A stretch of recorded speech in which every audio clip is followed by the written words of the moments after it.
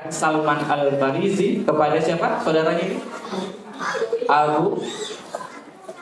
Bukan Abu Jahal ya. Abu Darda. Ini dipersaudarakan oleh Nabi ya, Muhajirin dan Ansar. Pada suatu hari Salman Al-Farisi melihat istrinya saudaranya ini ya, si Abu Darda ini punya istri. Kondisi tubuhnya itu, badannya itu kayak gak terurus. Sehingga Salman bertanya kepada istri saudaranya ini, apa yang terjadi denganmu, wahai istri saudaraku? Lalu istri itu menjawab, sudah tanya sana sama saudaramu sana Abu Darda, gitu kan. Akhirnya Salman menemui Abu Darda. Abu Darda ini ternyata dia sedang fokus, sedang khusyuk ibadahnya. Hari-hari dia tingkatkan ibadahnya, sholatnya, ya apalagi yang wajib, yang sunnah-sunnah dia tingkatkan, puasanya dan sebagainya.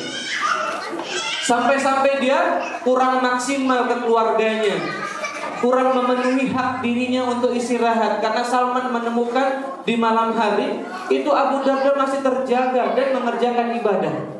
Sampai-sampai Salman harus mengingatkan, wahai saudaraku, istirahatlah. Ini berlebih-lebihan sampai dia melupakan dunia. Hingga Salman menasihati Abu Darda, wahai saudaraku, sesungguhnya pada Allah itu ada hak yang harus ditunaikan. Kepada keluargamu ada hak yang harus ditunaikan. Dan kepada dirimu sendiri ada hak yang harus ditunaikan. Untuk perkara ibadah saja kita harus adil menunaikan haknya Allah, haknya keluarga, dan hak diri sendiri untuk istirahat, hobi dan sebagainya. Apalagi kalau cuma sekedar hobi. Makanya kalau akhir pekan memang mungkin para ayah ingin istirahat. Mudah-mudahan masih punya waktu untuk menunaikan haknya kepada kewajibannya kepada keluarganya. Dan hari ini para ayah yang hadir, Masya Allah, terima kasih Pak sudah hadir. Mudah-mudahan ini jadi wasilah kita dalam rangka mendidik diri dan keluarga kita semua. Baik, jadi yang pertama kali harus bersinergi siapa? Bapak dan ibu. Ibunya bilang, nak, tak boleh main HP, belajar dulu, murojaah dulu. Bapaknya datang pulang kerja, Abi boleh gak main HP? Boleh. Repot. Jangan seperti itu. Bunda boleh gak beli es krim? Gak boleh nak, hari ini sudah cukup makan manis-manisnya. Abi boleh gak beli es krim? Ya boleh. Masalah. Kenapa? Pola yang terlalu tidak konsisten seperti ini itu pertama menyebabkan anak confused, bingung, ambivalen emosinya. Siap-siap, anak ini tantrumnya bisa lebih panjang deh. Yang kedua, ini menyebabkan nanti di rumah ada figur baik dan figur yang dia benci. Nah, ini sering terjadi. Makanya banyak anak itu lebih berani kepada ibu, lebih gak sopan kepada ibu kadang. Karena ada pola yang gak konsisten. Maka kalau bisa dibuat lebih konsisten, satu pintu dari ayahnya sebagai pemimpin. Ya, ibu boleh nggak beli es krim? Coba bilang ayah, boleh nggak beli es krim? Ibunya di belakang gini, nggak boleh nak, gitu kan? Nggak boleh ya, sudah cukup hari ini gitu. Harus konsisten. Jangan beda standar pengasuh. Baik, kita lihat ya. Jadi Bapak Ibu, untuk mendidik anak biar kita punya standar yang sama, maka kita harus belajar kurang lebih setidaknya ada 5 hal ini. Tapi gak apa-apa, mungkin kita bisa mulai dari nomor 1 dan nomor 2, karena waktunya mungkin terbatas ya. Yang pertama, Bapak dan Ibu juga sekolah sekolah harus sama-sama memahami tumbuh kembang anak. Jadi kalau bicara parenting Bapak Ibu sebenarnya nggak repot. Yang repot itu kalau kita buka Instagram terus lihat parenting, banyak jenisnya. Nggak boleh ya marah sama anak gitu kan. Ini dari mana ajaran nggak boleh marah sama anak? Dari mana coba? Ada penelitiannya yang sahih bahwa orang tua mutlak nggak boleh marah sama anak, ada? Dalam penelitian yang kami pelajari boleh orang tua marah sama anak. Karena marah itu bagian dari emosi yang harus dipelajari anak. Karena marah ini bagian dari takkid, penegasan. Taukid ya, penegasan. Orang tua boleh marah. Aneh kalau orang tua nggak boleh marah. Terus gimana? Marah itu emosi dasar manusia. Ada 6 emosi dasar manusia. Yang tahu kita kasih hadiah ini ya. Ayo, ada hadiah kan? Saja. Ayo, ada yang tahu 6 emosi dasar manusia Bapak Ibu? Oke, kita kasih tahu yang pertama. Malah yang prosesnya gak jadi guys. Yang pertama, marah. Itu emosi dasar. Ini nggak bisa ditolak. Setiap orang bisa marah. Bahkan Nabi SAW bisa marah. Nabi pernah marah dalam mendidik anak. Nabi pernah menjewer anak. Nabi pernah marah kepada Usamah bin Zaid. Nabi pernah marah. Nabi pernah marah kepada sahabat yang ketika mengimami, menjadi imam, dia panjang bacaannya sehingga makmumnya itu yang sudah tua-tua gelisah. Nabi pernah marah. Nabi pernah marah kepada istrinya. Sampai disebut ya bahwa dalam dirinya masih ada sifat-sifat jahiliyah. Nabi pernah marah. Jadi marah itu bagian dari pendidikan. Maka kalau ada yang ingin parenting, mendidik anak gak boleh marah. Terus marahnya bapak sama ibu kemana? Ya kan? Ini anak diingetin berkali-kali. Ya wes biarkan aja lah gitu, akhirnya kan gitu. Gimana? Marah gak apa-apa. Yang penting marahnya tidak bentak-bentakan. Karena Nabi gak bentak-bentak kalau marah. Yang penting marahnya tidak pukul-pukul anak. Gak boleh pukul-pukul anak. Yang penting marah itu tidak menunjukkan sikap agresivitas, baik verbal maupun fisik. Boleh marah, silakan. Tahu wajahnya memerah, nada suaranya meninggi, boleh. Biar anak sadar, anak belajar, oh ini marah. Sehingga kalau kita belajar parenting cuma berdasarkan wah apa yang di Instagram, bingung. Ada gentle parenting, ada mindfulness parenting, wah banyak istilahnya. Mau pakai yang mana? Padahal pendidikan anak itu paling dasar memahami tumbuh kembangnya. Para guru-guru di sekolah itu Bapak Ibu, kenapa bisa mendidik anak? Ya karena belajar tumbuh kembang anak, bukan belajar Instagram. Kalau belajar Instagram bingung guru-guru. Kata si fulan kayak gini, kata fulannya kayak gitu, yang mana gitu.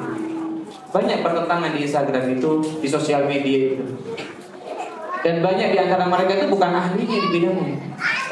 Mereka cuma ikut seminar parenting sekali, 2 kali, habis itu mulai beli pakar parenting. Ini banyak. Dan gak paham ini padahal. Gak pernah praktek juga. Banyak yang seperti itu. Hari ini banyak orang-orang yang gak punya kapasitas ilmu tapi bicara ilmu. Ini hati-hati. Maka kalau mengambil ilmu pada seseorang, pelajari siapa dia. Karena banyak orang tua yang tersesat juga dalam pengasuhan gara-gara gak teliti mengambil ilmu. Akhirnya apa? Ada istilah maltreatment parenting, salah pengasuhan. Ada istilah toxic parenting, ya, pengasuhan yang beracun. Gara-gara apa? Orang tua tidak belajar. Maka Ibnu Qayyim rahimahullah pernah mengingatkan kita, ya Bapak Ibu, apa yang disampaikan beliau? Betapa banyak orang tua yang telah merasa telah mendidik anak-anaknya, telah berkasih sayang pada anak-anaknya, tapi sebenarnya mereka telah membinasakan anak-anaknya. Dan jika engkau mempelajari lebih lanjut tentang kerusakan anak-anak, maka kerusakan itu banyak engkau temui pada figur ayah. Dan di antara pengasuhan yang buruk tadi itu disebabkan karena kurangnya ilmu orang tua dalam mendidik anak-anak. Ini ada dalam kitab Tuhfatul Maudud bi Ahkamil Maulud tentang pendidikan. Maka Bapak Ibu, mari jadi orang tua yang belajar. Mari jadi orang tua yang memahami anak-anak kita, sehingga dalam mendidik dan mengasuh itu kita punya landasan ilmu dan punya perasaan hati, kasih sayang dan cinta. Karena kalau mendidik anak dasarnya cuma cinta saja, sayang saja, nggak cukup untuk membuat anak jadi tangguh, jadi solid dan solid. Hari ini banyak orang tua yang mendidik anak itu dengan bermudah-mudahan karena sayang. Mau apa? Dikasih. Minta apa? Diberi. Nangis? Ayo, mau kemana biar gak nangis? Hari ini banyak anak-anak yang gak belajar bagaimana mengendalikan kedorongan keinginannya. Hari ini banyak anak-anak itu mendapatkan sesuatu dengan mudah. Sudah mah ada gadget, mereka dapat apa-apa mudah dengan gadgetnya. Ditambah orang tua yang selalu bermudah-mudahan kepada anaknya. Makanya hasilnya generasi stroberi tadi. Makanya kasih sayang saja nggak cukup. Kayaknya butuh ilmu. Karena ada istilah cinta membawa dari derita. Itu real. Kami sering menangani kasus seperti itu. Anaknya sudah kuliah, sudah kerja, nggak ada orang tua yang sudah meninggal. Dia nggak bisa bertahan di lingkungannya karena dia egois, orangnya oversensitif, maunya menang sendiri. Apalagi ada gangguan narsistik, personality disorder, gangguan NPD, ya. Susah adaptasi. Kasihan. Gara-gara pengasuhan orang tua. Nah maka sebagaimana yang disampaikan Ibnu Qayyim rahimahullah, ayo Bapak Ibu jadi orang tua yang belajar, jadi orang tua yang mendidik anaknya dengan ilmu. Maka kalau anak kita sekarang usianya antara 3 sampai 6 tahun di tahun ini, kita belajar itu ya. Tumbuh kembang anak itu simpel kalau dipelajari. Yang pertama tahapannya 0 sampai 18 bulan. Kita nggak belajar itu karena waktunya terbatas. Yang kedua 18 bulan sampai 3 tahun. Itu ada kebutuhannya sendiri, ada cara mendidiknya. Jadi tinggal kita pelajari, nanti tinggal kita sesuaikan dengan kemampuan kita, enak. Jadi nggak ribet dengan apa yang disampaikan di sosial media. Enggak, kita punya dasar. Oh ini nak 2 tahun, cara didiknya begini. Kemudian ada tahapan perkembangan 3 sampai 6 tahun, yaitu usia anak-anak kita di PAUD ini. Nanti 6 sampai 12 tahun, 12, 18 tahun dan seterusnya. Maka di 3 sampai 6 tahun apa yang mereka butuhkan? Nah, itu Bapak Ibu bisa lihat di materi yang sudah di-share ya, atau di sini. Di fase ini secara perkembangan psikososial, anak-anak berada di fase inisiatif dan sangat sensitif rasa bersalahnya. Maka bagi siapapun kita orang tua yang di usia 3 sampai 6 tahun anaknya itu kok lebih sering marah-marahnya, lebih sering kita orang tua menghukum berlebihan, maka mengembangkan rasa bersalah mereka sehingga membuat mereka jadi anak yang kurang percaya diri, membuat anak-anak yang kemudian inisiatifnya rendah, membuat mereka jadi gak kreatif. Makanya orang tua sering bilang, Kak Yogi, tes minat bakat anak-anak saya apa ya, biar saya tahu bakat dan minatnya. Saya sering bilang ke orang tua, Bu, Pak, minat bakat, alat tes minat bakat yang paling akurat untuk anak itu adalah ibu dan ayah. Kenapa? Karena bapak ibunya lah yang dari kecil mendampingi mereka. Ibunya yang mengandung dan melahirkan, ibunya yang menyusui, bapaknya yang mengasuhnya. Ibunya yang mengamati gimana kebiasaannya, apa kesukaannya, gimana perilakunya. Maka sudah seharusnya ibu bapaknya yang paling tahu apa yang jadi kesukaan anaknya. Tapi hari ini coba lihat, banyak orang tua yang kalau ditanya, Pak, makanan kesukaan anaknya apa? Apa ya? Makanannya gudeg kali itu kan. Ini suka gudeg gitu ya. Masih mending, Pak, anaknya umur berapa? Bu, berapa bu? Gitu kan. 29 Pak, 29 Pak gitu. Kok 29? Itu umur ibu, umur istrinya ternyata gitu kan. Iya. Kenapa demikian? Kenapa ada orang tua yang kok nggak tahu tentang anaknya? Karena banyak orang tua yang mengabaikan tumbuh kembang anak-anaknya. Maka Bapak Ibu kalau ingin anaknya itu punya banyak minat, punya banyak keinginan, anaknya mampu berkompetisi, anaknya mampu berkolaborasi, maka di usia PAUD inilah masa-masa emasnya. Jadi masa golden age pertama itu 0-18 bulan atau 0 sampai 2 tahun. Itu fase golden age pertama di mana perkembangan akal anak-anak kita itu mencapai 50 sampai 70% perkembangan otaknya. Nanti ketika mereka sampai di usia 3 sampai 2 sampai dengan 6 tahun itu bertambah 10%. Jadi anak 6 tahun itu kemampuan berpikirnya sekitar 80%-nya orang dewasa. Kapasitasnya. Maka ini fase-fase terbaik dalam pendidikan anak. Sehingga di usia inilah anak-anak itu punya 2 ciri. Silakan diingat-ingat. Ciri yang pertama, anak-anak di sini banyak bertanya. Dan ciri yang kedua, anak-anak di usia ini banyak mengeksplor. Exploration, eksperimen, mencoba hal baru dan menjelajahi hal baru. Anak-anak di usia ini sudah menguasai tentang kemampuan-kemampuan dan kemandirian harusnya. Maksudnya apa? Dia makan bisa sendiri. Dia sudah apa? Belajar mandi sendiri. Apalagi BAB harus sudah bisa sendiri, Pak. Dari usia 2 sampai 3 tahun.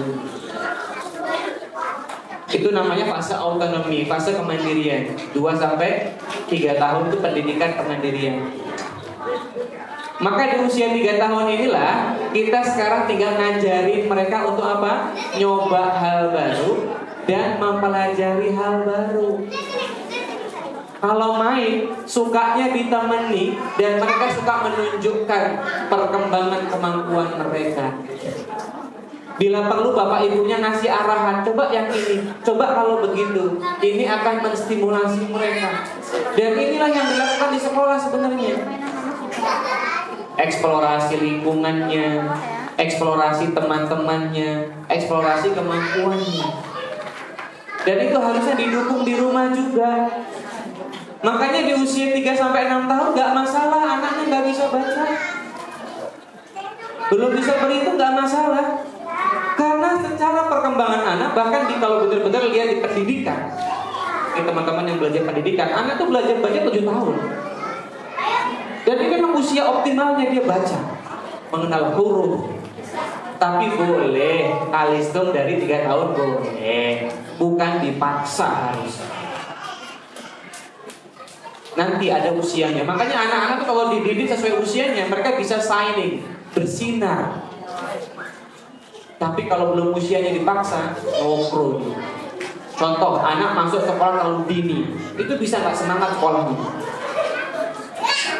Tapi ketika dia ingin sekali sekolah sudah usia 5 tahun, 4 tahun masukkan, wah itu luar biasa senang. Apalagi di usia 5 tahun, emosinya sudah lebih baik, komunikasi lebih baik, guru jadi lebih mudah daripada ibu guru ngurusin anak 2,5 tahun ya, 3 tahun, gurunya kasihan ya. Maka Di usia ini anak-anak suka mencoba hal baru. Bapak Ibu kalau di rumah, ayo satu, temenin mainnya. Karena itu yang dilakukan di sekolah, temenin anak-anak main. Yang kedua, ayo ajak dia explore yang sifatnya alam ataupun yang sifatnya modern, boleh. Diajak ke sungai, main di sungai, main pasir, main tanah, exploration. Dan yang paling penting di usia ini anak-anak mengembangkan kemampuan verbal lebih bagus. Bukan hanya area berupa di otaknya, area dia bisa bicara, tapi area learning juga, pemahaman. Sehingga anak-anak di usia ini banyak bertanya untuk memuaskan area pemahaman komunikasinya. Makanya Bapak Ibu, ini kesempatan kita kalau anak-anak suka bertanya, Ibu atau Bapak, kenapa ya Pak? Kok ada burung itu terbang? Nah, dijelaskan. Burung itu diciptakan Allah punya sayap. Sayap ini fungsinya untuk terbang. Nah, manusia nggak punya sayap, jadi nggak bisa terbang. Punyanya kaki yang besar. Ya, bapak itu kok di lampu merah ada om main gitar. Nah, itu dijawab Pak. Tapi sebagian orang tua apa? Malah nanya terus gitu kan. Pak, kenapa itu kok ada om pakai gitar di lampu merah? Udah takdir gitu kan. Dijawabnya udah takdir. Besok kalau anaknya SD mau SMP, dilihat raportnya, kok nilainya jelek semua nak? Udah takdir Pak. Mau nggak kayak gitu? Karena menurut ahli pengertian perkembangan, anak-anak yang di usia ini ketika keinginan bertanya-nya difasilitasi, didengarkan dan dijawab dengan sepenuh hati, maka anak-anak belajar dua. Satu, bagaimana menjawab pertanyaan. Bagaimana dia itu harusnya mengelola komunikasinya dengan baik. Yang kedua, dia belajar bahwa dirinya dihargai. Ini hal penting Pak. Kalau dia cerita atau bertanya, kita dengerin, kita jawab sepenuhnya. Sehingga dua hal ini akan terbawa sampai besar. Dia modeling, dia mencontoh cara bapak ibunya berkomunikasi, dan dia mendapatkan penghargaan sehingga bisa menghargai. Maka ketika dia besar nanti di SD, di usia SMP, ibunya, bapaknya nanya, kenapa nak? Tadi di sekolah, kok kamu sedih? Itu dia cerita. Kenapa nak? Kok nilaimu jelek? Itu dia cerita. Kenapa kamu murung nak? Dia cerita Pak. Beda sama mayoritas anak-anak sekarang kalau ditanya, kelas 6 SD, kamu kenapa kok sedih? Gak apa-apa, biasa aja. Tapi di sekolah ngapain aja? Dia belajar, kosok main. Teman-temanmu gimana di sekolah? Ya teman-teman yang kemarin sama aja, gak ganti-ganti. Ini karena kita dari kecil gak menghargai mereka. Kadang kalau mereka nanya kita jawab sekenaknya saja. Kadang gak dijawab, kadang malah diomelin. Di usia ini anak-anak fitrahnya banyak bergerak. Lari-larian, naik-naik, manjat-manjat. Itu ibu bapaknya kadang halah kok Yos diem gitu loh, jadi anak gitu loh. Lari terus, diem. Kalau diem itu bagus gitu kan gitu. Nanti anaknya SMP diem terus dibawa ke psikolog. Ini anak saya kok diem terus nih, nggak mau ngapa-ngapain gitu. Kadang disuruh diem dari kecil. Ya, Bapak Ibu ya. Ini kadang kita orang tua gitu. Ketika anak bergerak banyak tingkah gitu kan, nyenggol sana sini. Kadang orang tua saking keselnya marah sampai orang tua hilang ingatan. Ya. Mas, kamu tuh anak siapa kau sebenarnya gitu kan? Kan anak bapak gitu kan. Ditanya anak siapa gitu kan. Belis nakal orang ini anak sopo jajannya gitu kan. Anak dewe gitu. Hilang ingatan itu. Maka ayah bunda rahimani wa rahimakumullah. Itu bisa dilihat di materinya bahwa anak-anak di sini itu fitrahnya suka berkomunikasi. Maka yang penting di rumah itu bapak ibunya rajin komunikasi. Bapak sama ibu ngobrol, cerita, ya.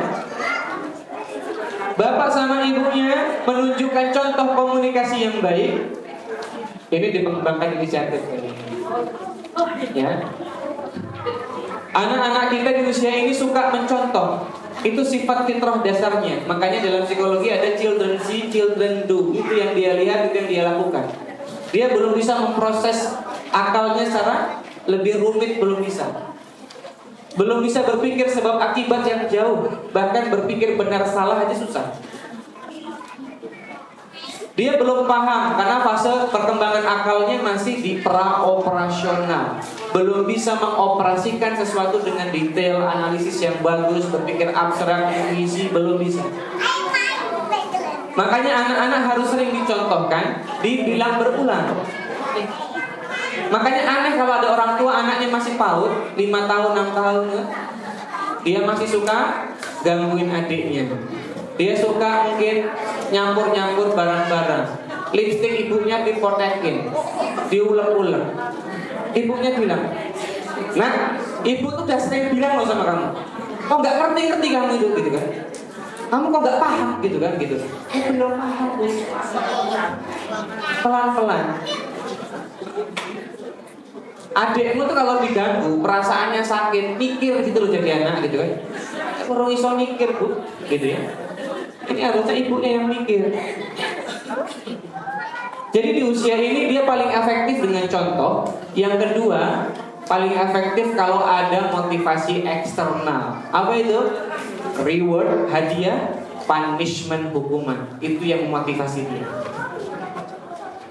Kalau pengen anaknya gak rebut-rebut mainan temannya, bisa di reward, apa bisa di punishment. Kalau adik masih rebut-rebut mainan temannya, ya kata ustazah di sekolah kamu suka rebut-rebut loh ya. Berarti nanti di rumah kamu nggak dapat snack, nggak dapat es krim, nggak dapat coklat, ya. Nggak diajak jalan-jalan. Kalau sudah terucap dari lisan kita seperti itu, Bu, nanti ustazahnya lapor, Bu, tadi dia ngerebut mainan temennya. Ditanya, kamu ngerebut ya Kak? Ya udah, hari ini nggak dapat. Ibunya buka kulkas makan es krim depan dia. Bismillah. Bu mau nangis, gulung-gulung, mantang belum tidak apa-apa. Belajar konsekuensi itu bagian tumbuh kembang anak. Jadi jangan cuma ngancam jadi orang tua. Kebanyakan orang tua cuma suka ngancam, habis itu nggak ada actionnya. Mandi sana loh, susah banget turun mandi. Nanti kalau nggak mandi digigit tikus tuh, kan? Emangnya kalau anak nggak mandi tikusnya datang? Gitu. Kan ya udah. Apalagi digigit genderuwo gitu kan? Emang kalau anak nggak mandi ada genderuwo datang? Ayo, kan nggak ada. Ini berbohong, nggak boleh ancaman seperti ini, ancaman dusta. Kalau nggak mandi nggak diajak jalan-jalan loh. Ujung-ujungnya apa? Diajak jalan-jalan. Anaknya sudah SMP, nanti kalau habis sholat di masjid nggak kumpul sama teman-teman loh. Kalau pulang malam lewat jam 8 tak kunci, tidur di luar. Datang 8:30 dia di luar. Kesak nih dibuka masuk. Beda sama orang tua dulu. Tidur di luar ya sampai pagi di luar, Bu, dulu. Sibah-sibah kita dulu kan gitu. Iya. Makanya orang tua dulu kalau anaknya ngambek, aku pengen minggat, ya minggat ke mana? Sampai halaman rumah balik lagi gitu kan. Gak jadi minggat, Bu, gitu kan. Pernah? Di sini ada yang pernah dulu waktu kecil pengen minggat? Pasti ada lah gitu kan. Anak-anak kita juga sama gitu. Tapi pernah minggat beneran? Kalau paling sampai depan pintu depan, wis mikir nanti makan apa, tidur di mana, balik meneng kan gitu kan. Maka nggak usah khawatir kalau kita tegas sama anak. Kadang kita takut kalau kita tegasi dia lari. Enggak, anak-anak nggak kemana-mana. Sikap ngeyelnya, sikap menentangnya karena fasenya egosentris dia, egois tuh. Nah, maka kalau di rumah kembangkan inisiatifnya. Dan jangan lupa di sekolah itu ada disiplin. Sepatu taruh di mana, ya, masuk jam berapa, harus duduk tenang. Maka di rumah juga harusnya diajari disiplin. Karena disiplin itu bagian tumbuh kembang anak dari 2 tahun. Maka barang siapa orang tua yang baru mengajarkan disiplin kok ya 6 tahun, alah ya biar besar disiplin itu terlambat. Disiplin itu 2 tahun usia disiplin. Autonomi itu 2 tahun. Maka di rumah itu harus diajarin Pak, kapan dia mandi, kapan dia tidur siang, kapan tidur malamnya. Orang tua yang punya jadwal terhadap anaknya konsisten, insya Allah anaknya akan tumbuh menjadi generasi yang percaya diri. Karena konsep percaya diri, self-esteem, harga diri itu dibentuk dari 3 hal. 1, cinta dan kasih sayang orang tua. Anak merasa dicintai. Yang kedua, dia belajar disiplin. Orang yang gak disiplin itu orang yang gak percaya diri, Bu. Serius.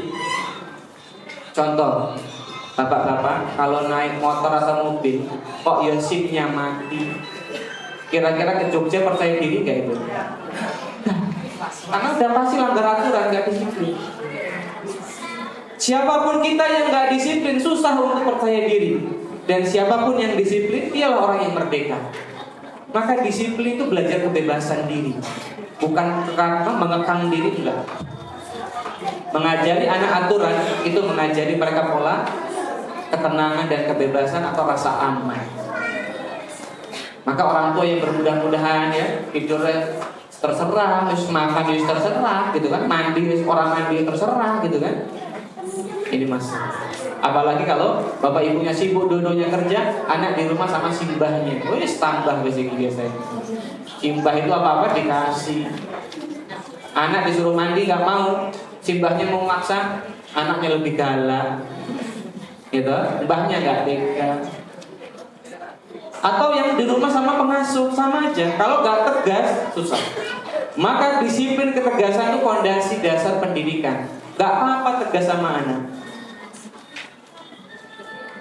Di time out ya gara-gara gak mau mandi boleh, gak usah diajak ngomong, taruh di kamar depan gak apa-apa, boleh. Biar dia belajar konsekuensi. Jadi prinsipnya perilaku baik kalau ingin berkembang dikasih reward, perilaku buruk kalau ingin berhenti dikasih punishment atau hukuman. Gak ada terbalik, pengen perilaku baik atau pengen perilaku buruknya hilang dikasih reward. Ya udah mandi, nih bunda kasih main HP dulu ya 5 menit, tapi mandi ya, ini salah. Sekolah yo nang, nih dibelikan jajan, tapi sekolah yo salah. Ini orang tua yang diatur anak, bukan orang tua yang ngatur anak. Jadi hadiah di awal itu menunjukkan orang tua diatur sama anaknya, sehingga dia belajar, aku gak mau sekolah kalau gak dibelikan jajan. Aku gak mau mandi kalau gak main game dulu. Salah, ini pola yang salah. Kebalik, hadiah itu sifatnya untuk perilaku baik. Setiap perilaku baik muncul, kasih hadiah penguatan. Bukan di awal. Bukan. Surga itu kita rasakan dulu, apa nanti? Ada yang udah pernah rasakan surga? Belum. Paling duduk di taman-taman surga udah sering. Dan ada yang di Madinah, atau mungkin duduknya di majelis ilmu, tapi belum pernah ke surga. Ya, nanti kita berusaha dulu, ya kan? Ini anak-anak juga sama. Kalau mau kebaikan berusaha dulu, bukan dikasih di awal. Hilangkan pola seperti ini, karena ini membuat anak-anak take and give. Dia berharap sesuatu kalau melakukan sesuatu. Kalau dikasih di awal dan dia mengendalikan. Maka ayah bunda, disiplin itu penting banget. Kapan-kapan kita belajar disiplin deh. Karena panjang pembahasannya. Disiplin itu pendidikan moral. Ada fasenya, ada pembahasannya yang runut. Jadi gak bisa disiplin itu cuma diancam, ditakut-takutin aja gak bisa. Iya, di depan kita dia nurut, tapi di sekolah, di tempat umum sama temennya, siapa yang jamin dia? Di rumah karena ada bapaknya takut dia, makanya sholat. Tapi nanti kalau dia merantau kuliah, gak ada bapaknya, siapa yang jamin dia sholat? Disiplin itu kompleks. Baik, jadi tadi kita dari anak itu ada 3 fondasinya. Yang pertama cinta, mahabbah. Yang kedua apa? disiplin. Yang ketiga, harapan. Jadi orang tua boleh punya harapan ke anak-anaknya. Nah, Bunda berharap besok kamu jadi anak yang sabar, kamu jadi anak yang jujur, kamu jadi penghafal Al-Qur'an, kamu jadi orang yang cinta sama Al-Qur'an. Boleh. Yang nggak boleh itu tuntutannya yang sifatnya hasil mutlak. Pokoknya lek sekolah harus juara 1. Siswa satu kelas 30 anak, juara 1 nembong di kelas 29, gimana nasibnya kalau kayak gitu? Tapi tuntutan untuk anak belajar itu boleh. Nah, Bunda berharap, ayah berharap kamu jadi anak yang rajin belajar, jadi anak yang semangat belajar, itu boleh. Mudah-mudahan hasilnya baik. Karena hasil itu milik siapa? Allah. Ada anak yang mungkin dia belajarnya semangat, terus ikut bimbingan belajar banyak, pengen juara 1 karena tuntutan orang tua juara 1. Qadarullah delalah kok ya juara 2. Karena apa? Mungkin ketika mengerjakan soal ujiannya dia lagi sakit, jadi nggak fokus, atau mungkin ada temennya yang mungkin lebih bagus jawabannya, atau mungkin gurunya ketika ngoreksi ngantuk, ya bener sih salah. Banyak faktor anak nggak juara 1 itu. Tapi kalau anak rajin belajar, bisa kita evaluasi. Kan kelihatan rajin apa enggak. Jadi kalau tuntutannya hasil susah. Tapi kalau tuntutannya proses, ini mudah. Jadi anak yang sabar ya nak ya. Jadi anak yang jujur ya nak ya. Ini mudah insya Allah. Makanya orang tua itu yang ketiga nuntut. Sebagaimana Luqman Al-Hakim, dia menuntut anaknya. Ya bunayya la tusyrik billah. Wahai anakku sayang, ya bunayya, jangan apa Bu Ibu? Mempersekutukan Allah. Itu tuntutan. Jadi orang itu bertauhid. Jadi orang itu yang bertakwa kepada Allah. Boleh. Jadi 3 hal ini. Makanya di sekolah dan di rumah harus seimbang 3 hal ini biar sama sinergi. Guru-guru di sekolah mungkin mudah bilang, adik, sayang, solihah. Itu guru-guru mudah. Tapi di rumah ibu-ibu gimana? Bapak-bapak, kapan Bu terakhir kita bilang cinta sama anak-anak? Ya hari. Bapak-bapak kapan Pak? Bilang cinta sama anak-anak? Kapan ya Mas? Kalau bilang cinta sama istrinya kapan? Tambah lupa lagi ya sebenarnya. Iya kan? Padahal ibu-ibu tuh sering nanya loh, Mas, kamu tuh sayang nggak sama aku, gitu kan? Itu kode Pak sebenarnya Pak ya. Pengen dibilang sayang gitu ya. Itu ada lagi bahasa cinta. Kapan-kapan kita bahas lagi ya. Bahasa cinta laki-laki perempuan ada Bapak Ibu ya. Jadi bagaimana pendidikan dan pengasuhan dimulai dari rumah. Baik. Sehingga Bapak Ibu rahimani wa rahimakumullah, jadilah orang tua yang di rumah itu pandai menunjukkan cinta. Karena anak-anak gak semuanya paham kalau orang tuanya mencintai dia loh. Padahal Bapak Ibu pastinya cinta. Contohnya bapak-bapak yang berangkat pagi pulang malam, apalagi kalau bukan cinta. Suami itu, laki-laki itu bahasa cintanya menurut Dr. Gary Chapman, dia act of service, suka memberikan pelayanan, suka bertanggung jawab. Maka laki-laki itu secara umum menunjukkan cinta itu dengan kemampuan dan tanggung jawabnya. Jadi laki-laki itu kerja siang malam, bertaruh ya dengan tantangan-tantangan di luar, masalah-masalah di luar dengan pekerjaannya, itu untuk keluarganya. Dan itu sebagai komitmen, dan komitmen ini dianggap sebagai bentuk cinta yang besar bagi laki-laki. Makanya laki-laki suka bingung. Ini istrinya kok nanya, Mas kamu sayang gak sama aku? Lah 20 tahun menikah ini ngopo gitu ya. Berangkat pagi pulang malam ini opo nek bukan cinta. Uang di dompet diserahkan ke istri semua opo kalau bukan cinta kan gitu. Tapi gak apa-apa Pak, namanya perempuan bahasa cintanya word affirmation. Suka diafirmasi dengan lisan, suka dikuatkan. Bilang aja Pak, ya cinta Dek, aman dunia Pak insya Allah. Nah itu Pak. Ini kan beda, bahasa cinta itu anak-anak gak paham. Ibunya dari pagi bangun subuh ya, menyiapkan makanan, menyiapkan dia mandi. Apakah anak paham itu cinta? Ya. Paling anak-anak protes, bapak ini gak pernah nemenin main nih, kerja terus. Bapak tuh lebih senang kerja daripada sama aku. Kan? Ibu juga sama, ibu tuh sibuk aja di rumah. Kalau diajak main sibuk sendiri. Aku jadi nggak penting apa sama ibu, gitu. Makanya anak-anak juga butuh dipahamkan bahwa orang tua cinta. Dengan apa? Dengan 5 bahasa cinta. Yang pertama, lisan ungkapan. Anak sayang, anak solihah, anak yang cantik. Apalagi anak perempuan dibilang cantik, mesem gitu ya. Laki-laki dibilang ganteng, apa sih Pak? Gitu kan? Anak ganteng, enggak, gitu kan? Laki-laki. Makanya bukan word affirmation laki-laki itu. Sehingga Bapak Ibu, anak-anak paling mudah paham kalau diungkapkan langsung bentuk cinta itu. Bunda sayang, ayah bangga sekali sama kamu. Coba Pak, kapan terakhir kita pegang atau perlu anak terus kita bilang betapa bangganya kita sama dia. Jangan megangin tangan. Betapa kita cinta sama dia. Kapan itu? Kadang kita para ayah atau mungkin para ibu juga, itu berat kalau bilang sayang atau mengakui kebaikan anak. Padahal anak-anak itu suka. Dan itu anggapan cinta yang besar. Tapi apa? Jarang kadang dia dapatkan. Orang tua kadang lebih sering mengkoreksi anak, lebih sering orang tua memberikan punishment pada anak daripada orang tua mengakui kelebihan dan kebaikan anak. Seolah-olah kebaikan-kebaikan itu sudah lumrah, sudah seharusnya, sehingga gak perlu dapat respon, sehingga gak perlu dapat apresiasi.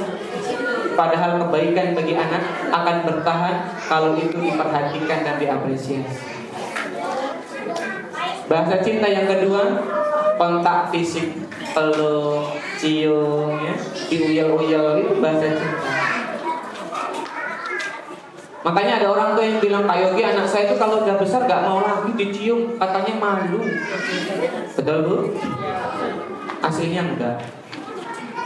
Karena Fatimah itu sampai besar, sampai menikah sama Ali, itu masih mau dicium sama Nabi SAW.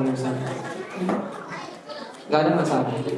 Dan dalam psikologi juga sama, kelekatan, bonding attachment, kalau dia bagus, sampai besar pun anak masih mau dicium, masih mau dipeluk.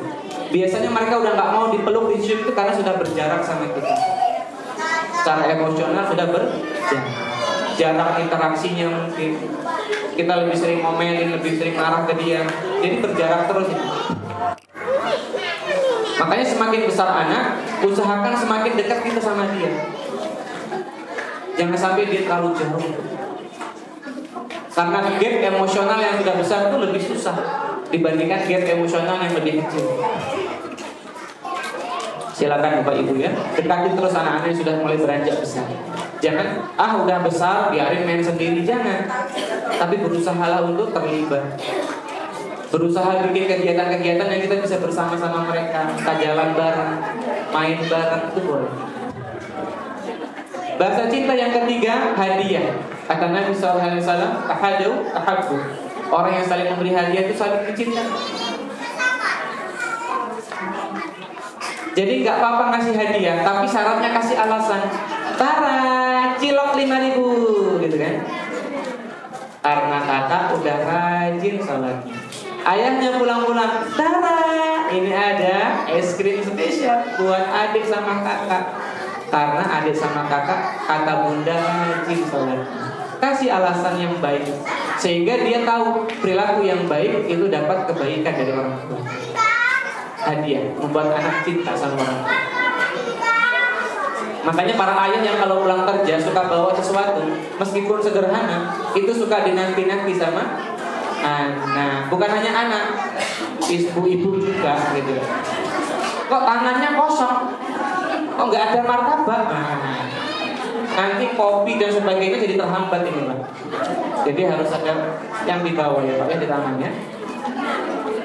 Baik, itu dia ya. Bahasa cinta yang keempat, waktu berkualitas, nemenin mereka. Entah ngobrol bareng, entah main bareng dan sebagainya. Kalau masih kecil gini, enaknya main bareng. Kalau malam ngobrol bareng ya. Dan yang kelima, yang terakhir, bahasa cinta yang terakhir adalah memberikan dukungan atau servis, melayani mereka. Bukan berarti semua kebutuhannya diberikan, bukan, tapi memberikan kebutuhan-kebutuhan yang mereka inginkan itu. Misalnya tiba-tiba dia dibuatkan minuman, ini minuman buat adik, ini justru buat adik. Ya ini bagus sekali Bapak Ibu. Sepedanya kempes, kita pompa, tanpa dia minta. Dia pernah bilang, aduh bunda sepatuku udah lama, udah rusak. Tiba-tiba kita punya uang, kita belikan, tarang, itu servis. Jadi Bapak Ibu, pernah gak kita rindu makanan kesukaan ibu kita? Itu servis. Tiba-tiba ibu bikin makanan kesukaan kita, itu servis. Yang sampai kita dewasa, sampai kita jauh dari mereka, itu pengen pulang, itu cuma pengen makan masakan itu. Ya. Dan kami juga sama gitu. Kalau kami pulang itu kadang motor kami itu dicek sama ayah gitu ya. Jadi ayah dia ngecek motor, bannya dikompain, kalau kompres itu ya. Jadi itu yang bikin anak tuh rindu sama orang tua, yang bikin dekat, karena orang tua perhatian dan memberikan bantuan kepada mereka tanpa mereka harus minta. Jadi silakan, itu servis. Nah itu dia bahasa cinta. Jadi di sekolah insya Allah udah dapat itu anak-anak. Tinggal nanti di rumah kita poles, sehingga lengkap sinergi lah rumah dan sekolah. Lalu apa lagi? Ya banyak ya. Karena waktunya udah habis belum saja. Waktunya berapa lagi? Oh ya Maria. Maka pendidikan di rumah dan di sekolah itu harusnya bersinergi, di mana orang tua di rumah menunjukkan cinta, di sekolah juga sama. Di sekolah ada disiplin, di rumah juga harusnya ada disiplin. Jadi jangan terbalik, bahaya. Bagi tiap guru mungkin pernah menemukan anak yang namanya selective mutism. Dia di sekolah itu dia gak ngomong sama sekali, tapi kata orang tuanya kalau di rumah aktifnya luar biasa. Itu namanya selective mutism. Kenapa ada yang begitu? Di antara penyebabnya karena di rumah itu orang tuanya permisif, memanjakan, bebas anak itu, dan di sekolah itu ada aturan. Jadi mereka susah untuk beradaptasi sehingga mengalami stres. Dan stres ini yang bikin dia jadi tidak adaptif, akhirnya jadi terdiam. Makanya kalau anaknya pengen percaya diri bagus, ayo tunjukkan cinta, disiplinnya bagus, tunjukkan harapan. Harapannya sama dengan guru. Jadi anak yang soleh, anak yang patuh, anak yang sabar. Sehingga ketika gurunya itu memberikan hukuman kepada anak karena dia suka ngerebut mainan temannya mungkin, ketika anak itu mungkin berkata-kata buruk, itu orang tua di rumah santai.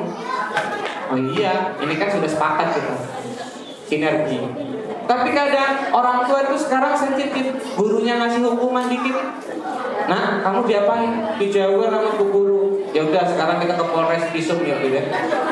Nah, ini susah jadi guru sekarang. Enggak. Coba kita lihat orang tua zaman dahulu, itu datang ke guru atau guru ngaji, bilang, Ustadz, saya titip anak saya ke sini ya Ustadz. Ini tolong dididik. Kalau sampai dia bandel, nakal, hukum aja Ustadz. Kalau masih bandel, pukul aja nggak apa-apa Ustadz. Itu orang tua zaman dulu coba. Sinergi. Meskipun nggak dibenarkan ya kekerasannya, tapi sinergi. Orang tua pasrah, komunikatif sama gurunya, sehingga guru juga leluasa, enak. Nah maka ayah bunda, itu dia diantara modal kita. Yaitu di karakteristik anak sudah kami tulis ya, ada di 14. Nah dan karena waktunya terbatas, mungkin kita sisakan untuk sesi diskusi. Iya, nanti ayah bunda bisa perdalam pertanyaannya mungkin bingung membaca itu, boleh ditanyakan biar kita perdalam pembahasan kita di siang hari ini. Terima kasih, silakan Bapak Ibu kalau ada pertanyaan monggo. Sesi tanya jawab dimulai ya. Untuk 4 orang.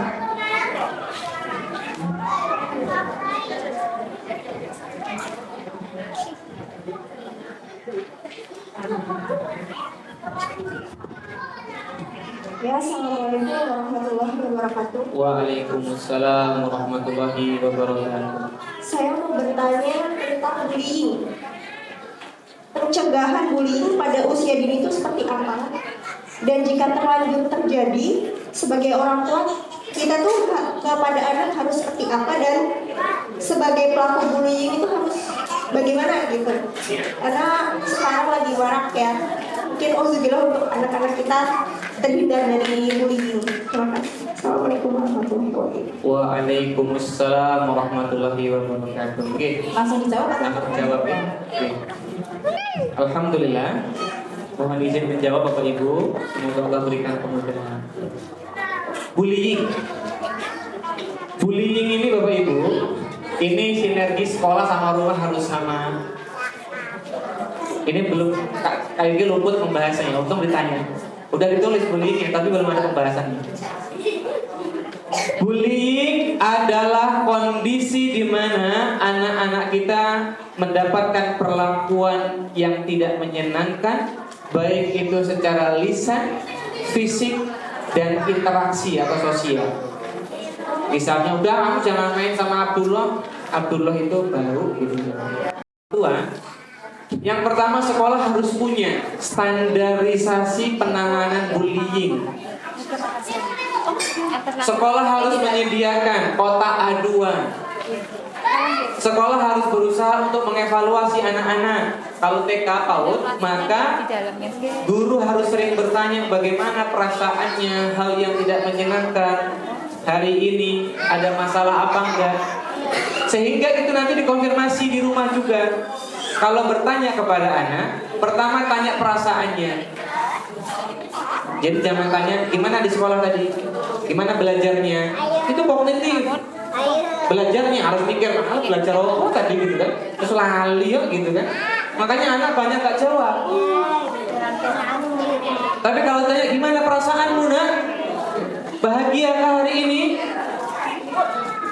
Dia bisa pilih bahagia atau enggak? Gampang. Bahagia ini, bahagianya kenapa? Nah, baru open question. Kenapa? Pertanyaan terbuka.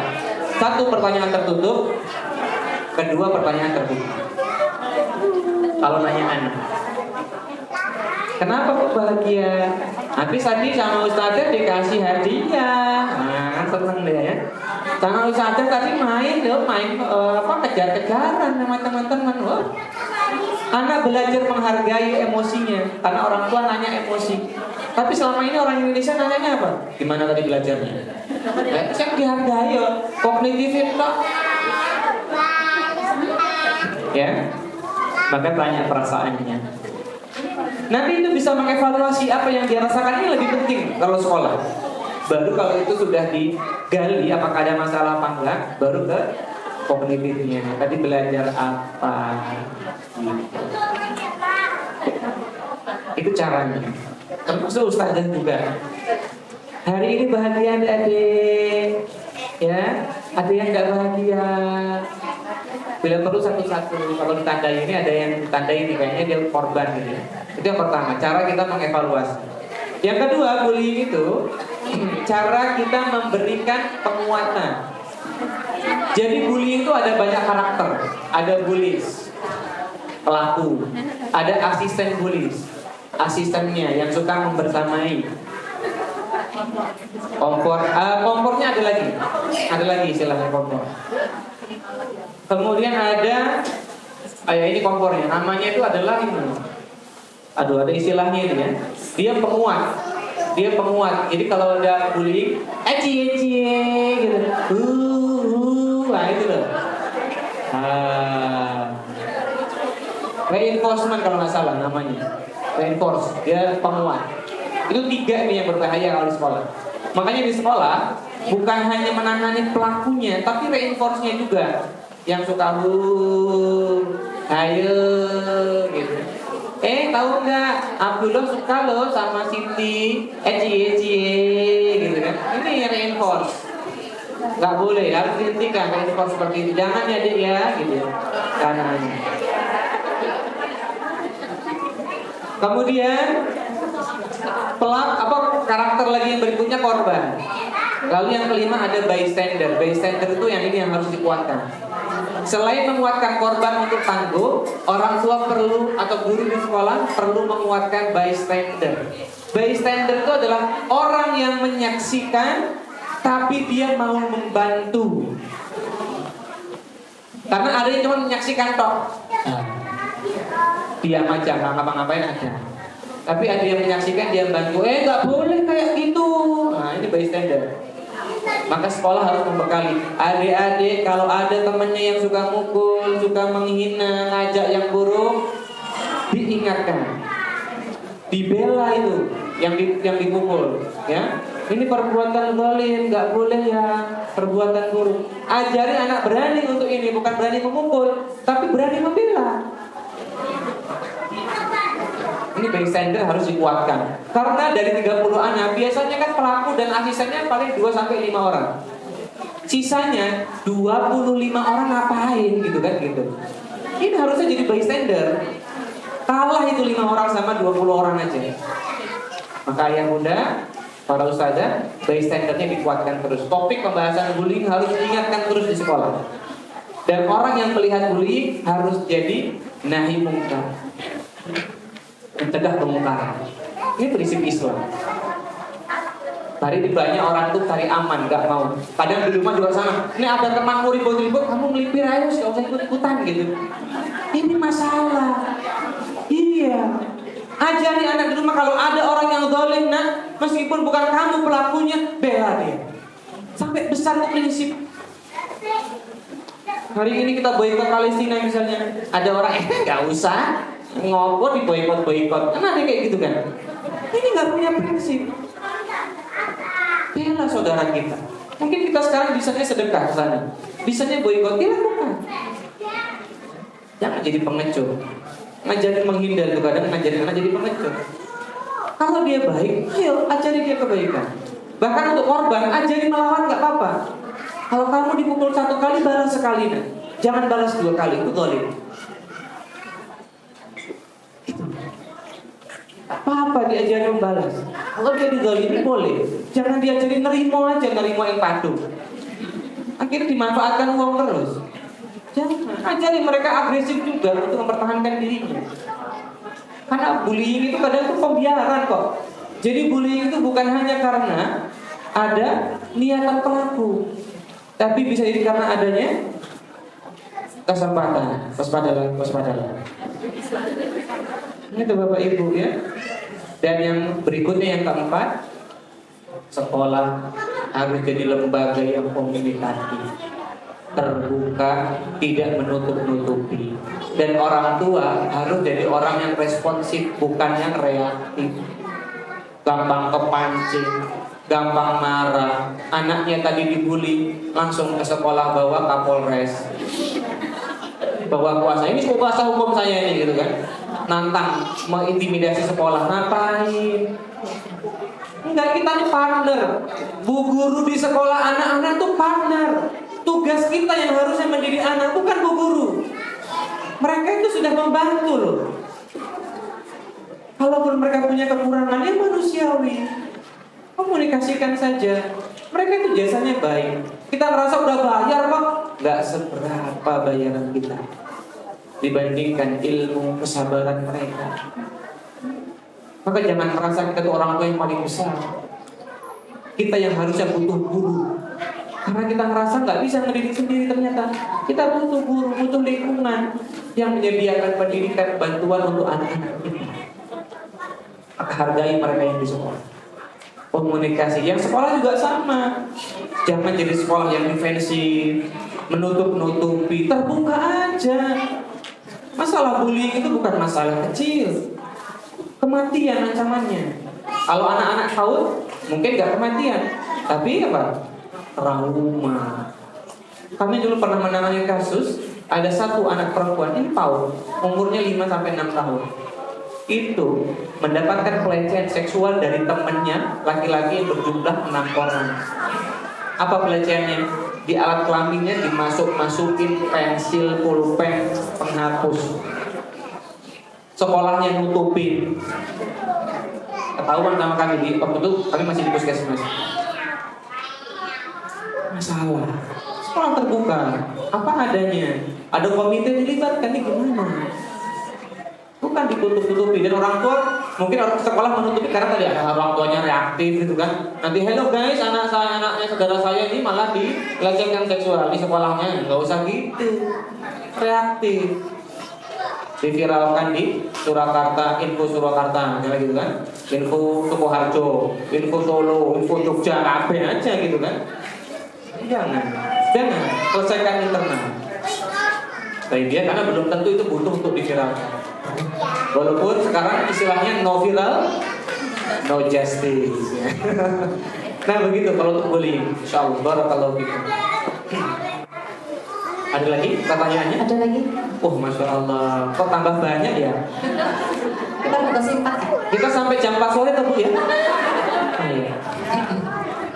Assalamualaikum warahmatullahi wabarakatuh. Waalaikumsalam. Pertanyaan saya masih sama seperti yang tadi. Kebetulan kan anak saya ADHD.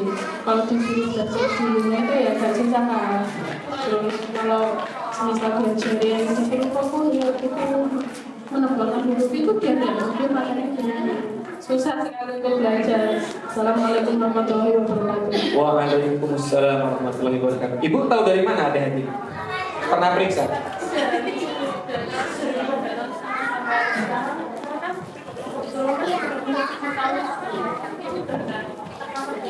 Juga di rumah sakit Kemalu Solo. Nah dari yang rumah sakit Kemalu Solo itu sebenarnya umur 5 tahun itu mau dikonsulkan ke psikolog, tapi waktu dipindah ke rumah sakit itu dokter tumbuh kembang anaknya nggak mengajarkan ke psikolog kami, katanya nggak usah gitu. Terima kasih.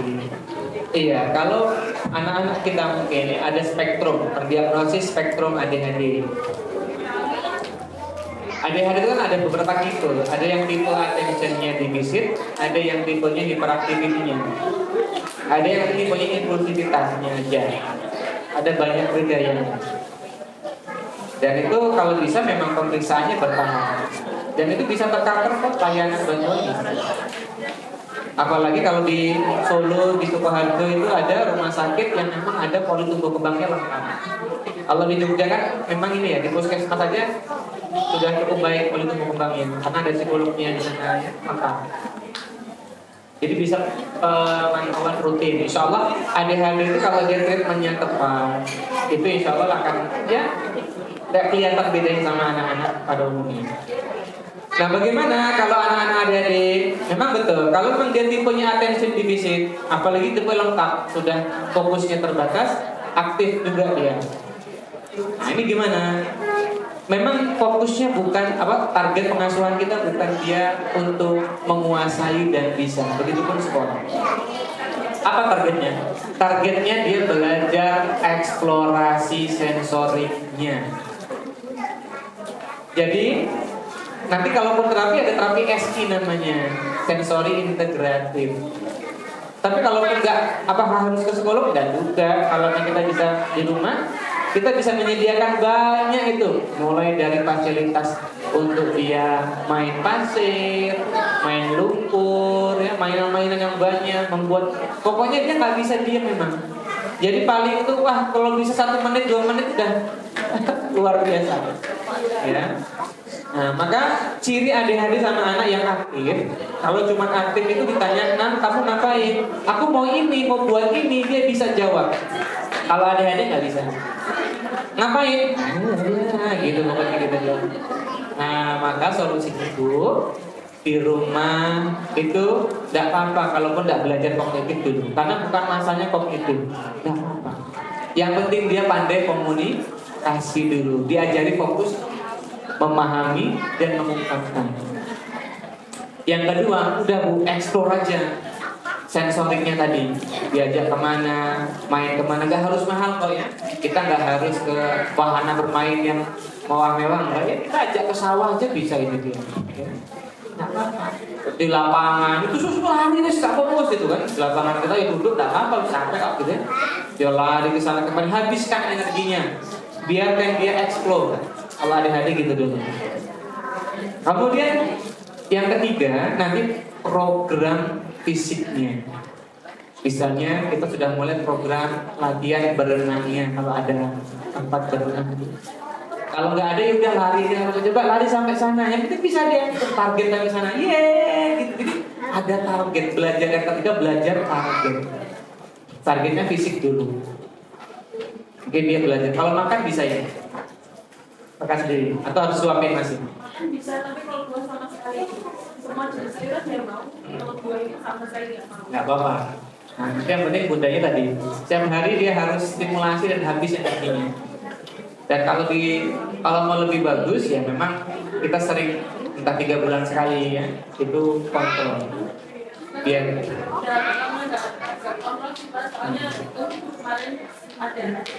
nanti biasanya lebih fokus Bu. Semakin lama kalau ibu bapaknya telaten itu sebelum Sukoharjo ya. Oh telaten ya. Kalau punya telaten ya, bersama insya Allah. Jadi dia nanti biasanya di usia 9 tahun 10 tahun fokusnya udah muncul. Yang salah itu kadang kita sering marahin, sering dibentak, sering dipaksa, itu yang salah. Wadah. Tapi kalau ibu capek apa Bu? Tidur terus biarkan dia. Memang kita juga butuh sehat diri kita. Kalau pas kita punya energi, kita simulasi. Dan kalau di sekolah jangan baper. Kalau dapat laporan dari gurunya gini, ya wajar sekali itu Bu. Wajar. Gurunya bakal capek, bakal ngeluh, itu wajar. Tapi kalau guru di sekolah mudah-mudahan dengan metode pendidikannya semampunya aja nggak apa-apa. Karena target kita yang penting dia udah belajar, sudah punya pengalaman dan punya pola yang rutin. Nah, pola rutinitas itu harus banyak diberikan kepada anak-adik. Kalau sudah rutin, nanti kemandirian. Belajar nyapunya, belajar menata di rumah ya, kemandirian. Cuci baju dia jadi gosok, nggak apa-apa. Tugas-tugas domestik itu bisa jadi terapi SI. Kalau kita mau buat kurikulum rutinnya, jadi nggak harus mahal ke tempat terapinya. Gitu Bu. Walaupun dia cuma bertahan 1 menit, nggak apa-apa. Yang penting rutin ya, Masya Allah. Barakallahu fiikum. Tadi ada bapak-bapak di belakang tadi Bu. Wah. Ini banknya kabelnya kayaknya nggak nyampe Imam, bisa ke depan. Oke, saya matur nuwun saya.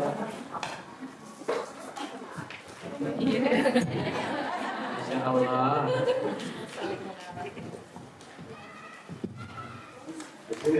Monggo Bapak. Bismillahirrahmanirrahim. Assalamualaikum warahmatullahi wabarakatuh. Waalaikumsalam. Pertanyaan saya terkait dengan punishment.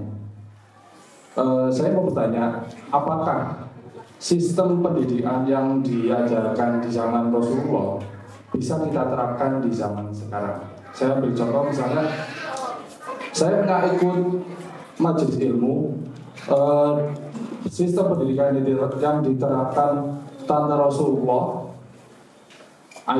Sofia ke anaknya Zubair bin Awam, itu salah satunya ketika anaknya melakukan kesalahan, beliau pernah mengurung anaknya di tempat gelap atau meninggalkan anaknya di tempat gelap. Itu supaya niatnya untuk anaknya biar jadi anak yang pemberani. Seperti yang kita tahu kan bagaimana keberanian sahabat Rasulullah yang termasuk 10 orang yang dijamin masuk surga. Apakah itu bisa diterapkan di zaman sekarang atau di anak kita yang usianya seperti ini sekarang? Seperti itu ya Ustaz. Assalamualaikum warahmatullahi wabarakatuh. Waalaikumsalam warahmatullahi wabarakatuh. Iya, terima kasih Pak pertanyaannya. Barakallahu fiikum. Iya, apakah model pendidikan zaman Rasulullah terkait punishment tadi ya? Apakah masih bisa diterapkan di zaman sekarang?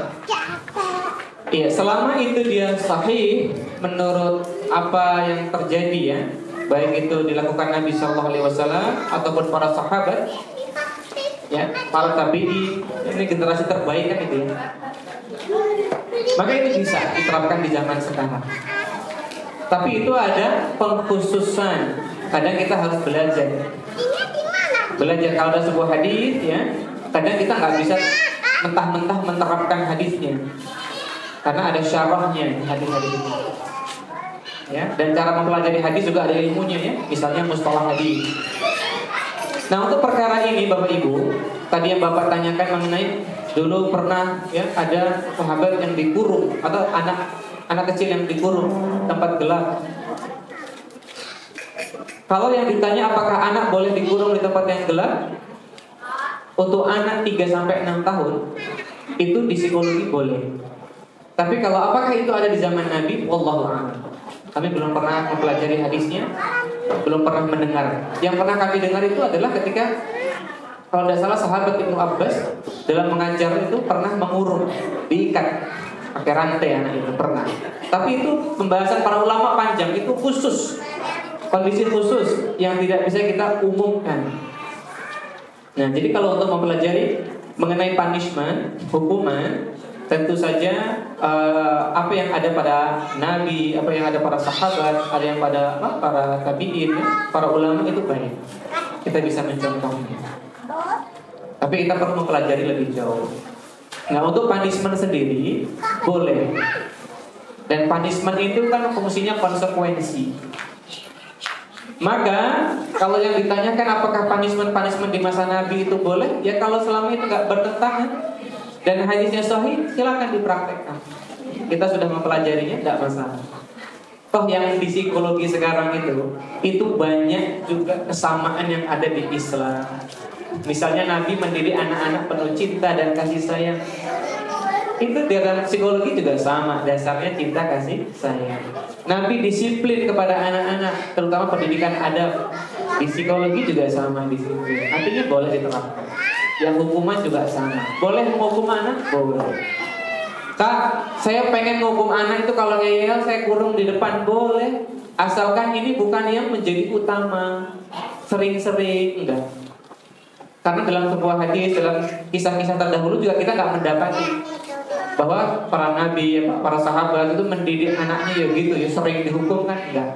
Justru hadis yang berkaitan kasih sayang, kelemah lembutan, kebaikan itu lebih banyak. Seperti Nabi bermain sama anak-anak, dicium, dipeluk. Lalu ada Al-Aqra, sahabat Nabi, dia berkata, "Ya Rasulullah, aku punya anak 10, tapi belum pernah satupun yang aku perlakukan demikian." Apa kata Nabi?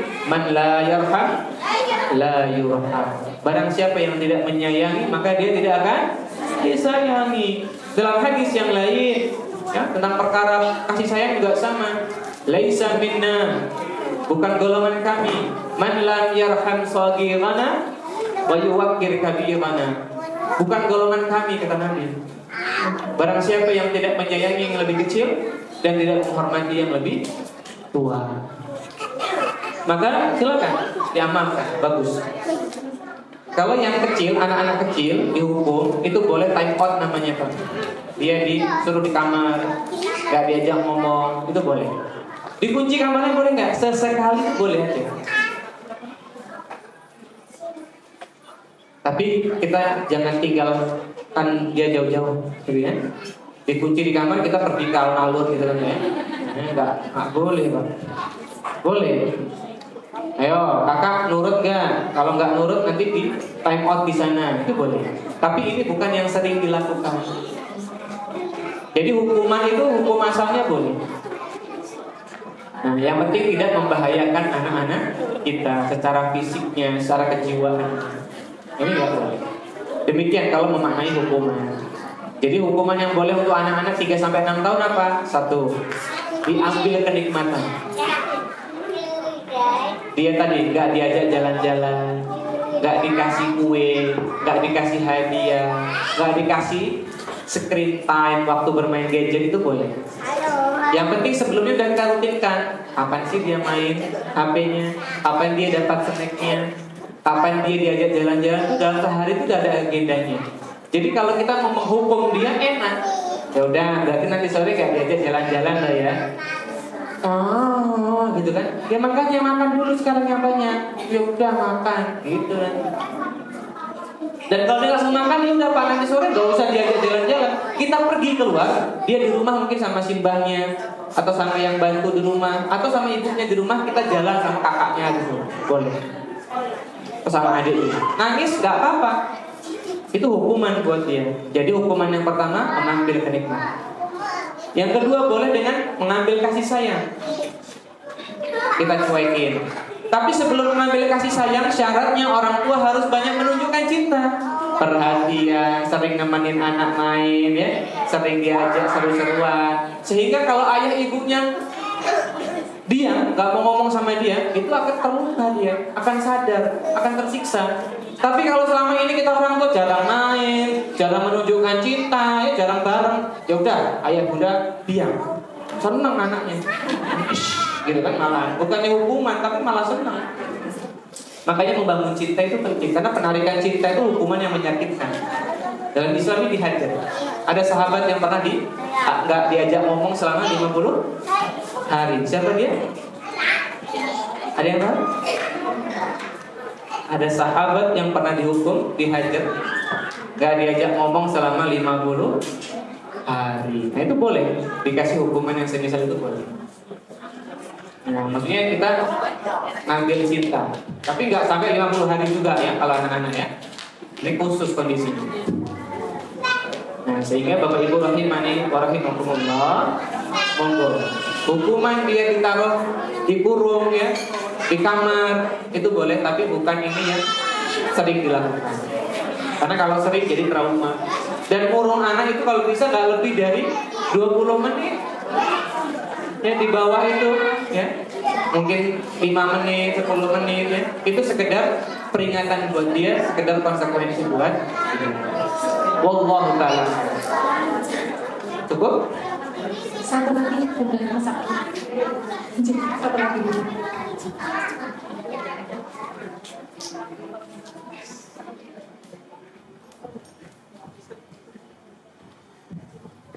Bismillahirrahmanirrahim. Assalamualaikum warahmatullahi wabarakatuh. Waalaikumsalam warahmatullahi wabarakatuh. Monggo Ibu. Jadi matur suwun Ustaz.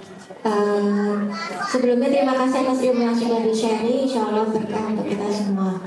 Pertanyaan saya, jadi sebagai orang tua tentu kita kan pernah berbuat zolim ya ke anak, diakui atau tidak. Nah, itu tentunya menimbulkan luka pengasuhan yang sangat dalam, terutama untuk anak-anak yang di bawah usia 6 tahun ya.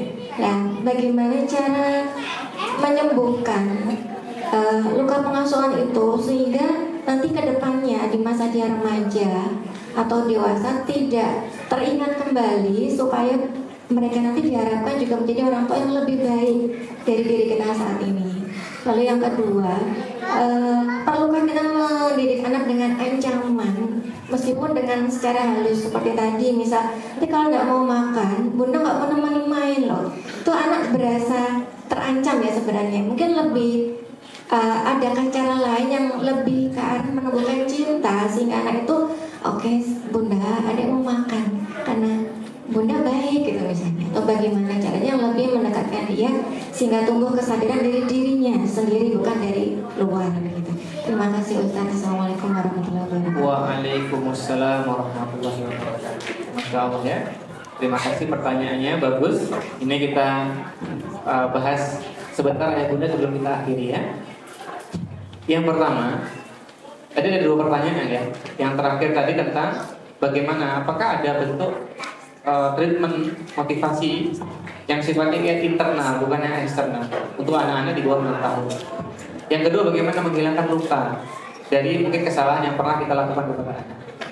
Bagi ayah bunda yang anaknya di bawah 12 tahun, kabar gembiranya adalah bahwa di usia ini adalah usia recovery luka yang paling efektif.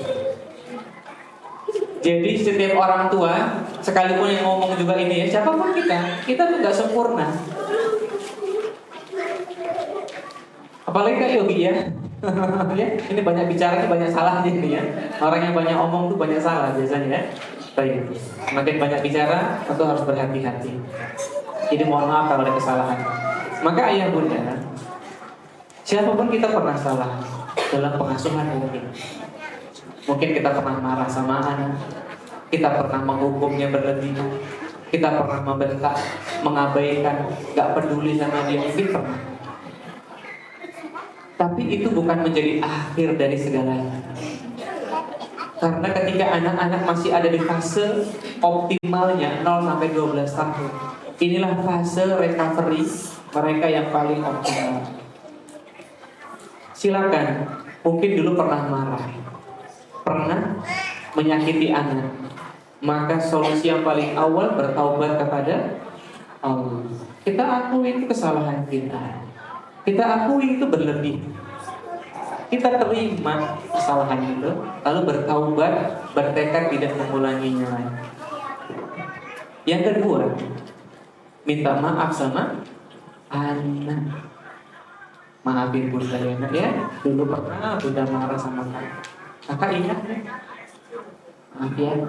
Makanya kalau hari ini kita habis marah sama anak, malamnya minta maaf, peluk dia, kakak maafin bunda. Enggak, kayaknya baik. Maafin, boleh dimaafin tuh loh. Begitu kan? Ya. Maafin bunda ya. Jadi kita minta maaf sebagai bentuk apa? Menghargai si anak. Sebagai ngajarin dia juga kalau orang salah dia minta maaf. Jangan-jangan selama ini orang-orang itu gak pernah minta maaf kalau salah karena waktu kecil gak pernah dikasih contoh minta maaf dari orang tuanya. Udah jelas-jelas naik motornya lawan arah. Bukannya minta maaf ngaku salah, malah ngamuk-ngamuk kayak di jalur yang benar. Gak pernah diajari minta maaf. Terus yang kedua, terapi bagi anak. Yang ketiga, terapi bagi anak. Kalau anak pernah mengalami kondisi yang traumatik, itu adalah play terapi yang paling efektif.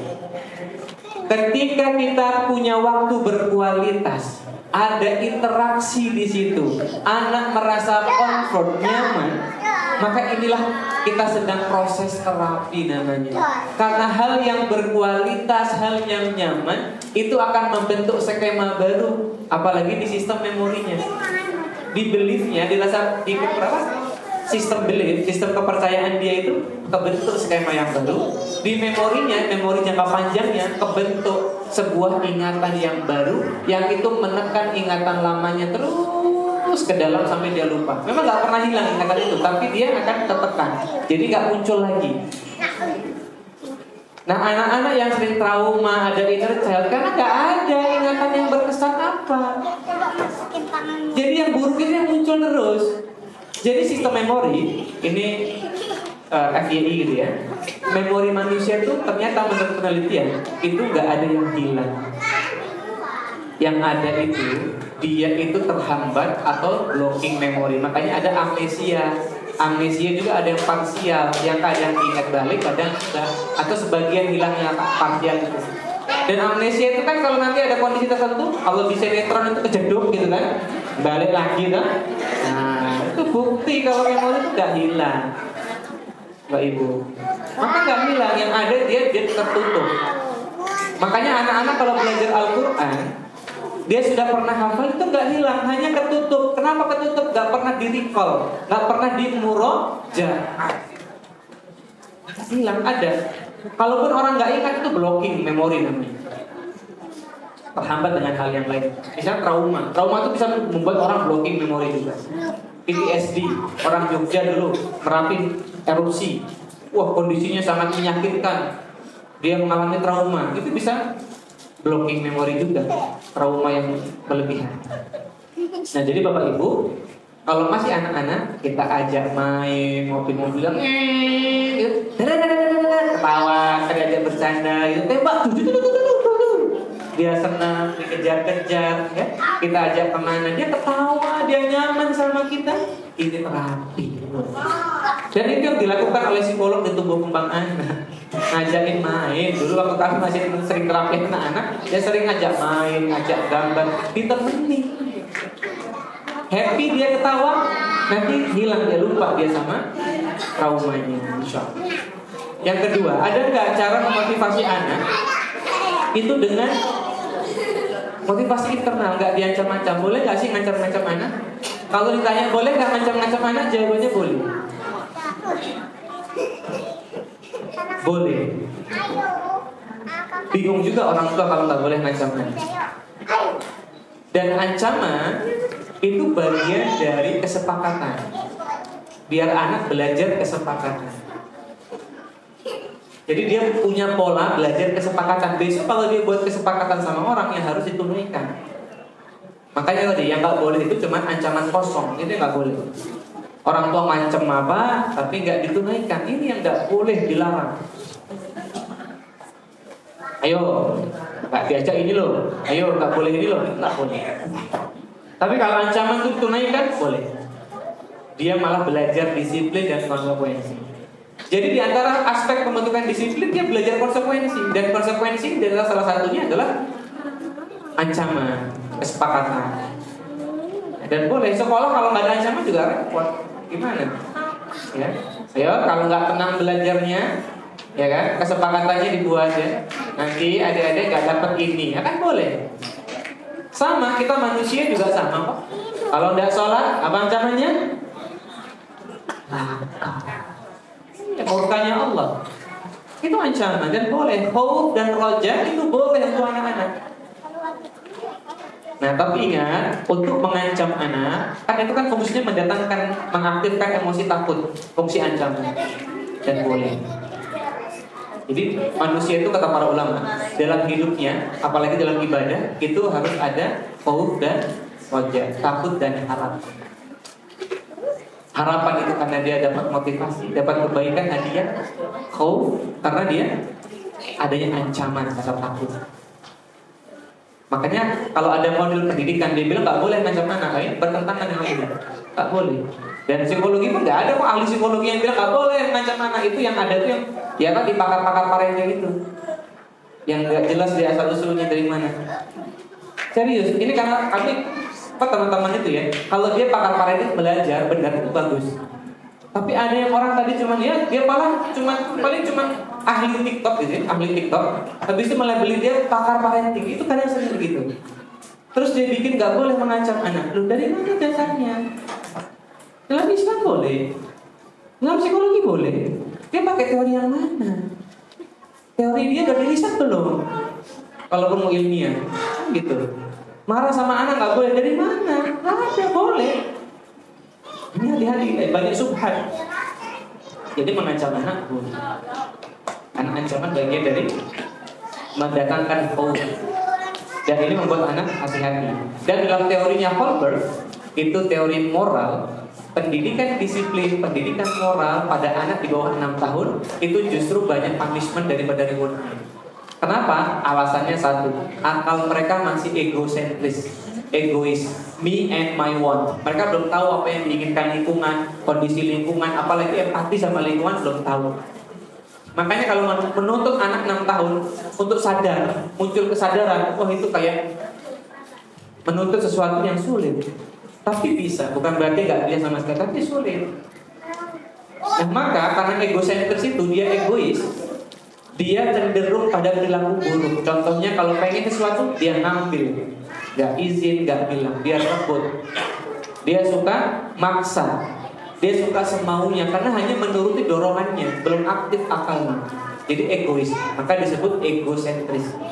Karena perilakunya yang cenderung buruk inilah, maka orang tua membuat kesepakatan, dikasih pengetahuan ini gak boleh, ya, untuk mengaktifkan akalnya. Tapi ini belum maksimal akalnya, gak apa. Yang kedua, ditegur. Yang ketiga, buat kesepakatan tadi. Kalau kakak ngerebut mainan temennya, maka ini punishment-nya. Itu boleh. Kalau kakak nggak mau makan, maka ini punishment-nya. Yang penting, ancaman itu dia tegas. Yang penting ancaman itu konsisten, adil, insya Allah nggak masalah. Yang jadi masalah ancamannya nggak tegas, nggak konsisten. Kadang dia nggak mau makan dihukum, kadang enggak. Ini yang bikin jadi masalah. Nah, jadi Bapak Ibu, ini dia. Kalau mau ngasih ancaman, yang penting konsisten. Insya Allah. Boleh nggak memunculkan motivasi internal? Boleh, yaitu dikasih reward. Kalau adik mau makan, nanti ini ya, nanti itu ya. Atau ketika dia mau makan dipuji, satu suap, ya Masya Allah, keren, gitu ya. Biar motivasi internalnya muncul, boleh. Tapi memang agak berat untuk anak di bawah 6 tahun. Secara akal, secara emosional dan sosial, dia masih susah. Karena dia masih fokusnya sama dorongan dirinya. Dia melakukan sesuatu karena contoh dan karena konsekuensi. Konsekuensinya baik atau buruk. Kalau baik dia pertahankan, kalau buruk dia tinggalkan. Contohnya anak entot, ibunya ketawa, lucu gitu kan. Akhirnya karena konsekuensinya bagus. Tapi kalau dia nggak soleh, nggak sopan itu di depan orang tua ya, jangan enak ya. Nanti dia nggak akan, karena konsekuensinya negatif. Ya, Bapak Ibu ya, tapi nggak perlu juga dia, ayo terus no, malah terus no gitu kan, tambah susah ya. Jadi nggak apa-apa Bu, memberikan reward untuk anak. Kalau muncul kebaikan itu bagus. Jangan takut dia jadi tergantung sama hadiah, nggak apa-apa. Anak-anak fitrahnya gitu. Yang penting jelaskan kalau ngasih hadiah, ini hadiah ini kecil, nanti ada kebaikan yang besar dari Allah. Kalau kamu rajin sholatnya, patuh sama orang tua, terima kasih. Itu dikasih pengertian itu kalau ngasih hadiah. Jangan cuma nyoh gitu tok, jangan. Yang kedua, kasih punishment itu tidak masalah. Tapi setelah dia dapat hukuman, dia dapat konsekuensi, orang tua tuh terbuka lebar. Tangannya, pundaknya simple. Maafin bunda ya, tadi bunda jalan-jalan, gak ngajak kakak, karena kakak kamu mandi sih. Nanti mandinya yang rajin ya sayang ya, bunda sama. Ini tidak masalah. Jadi setelah konsekuensi ditegakkan, itu gak menghilangkan cinta. Ini yang bikin anak merasa aman.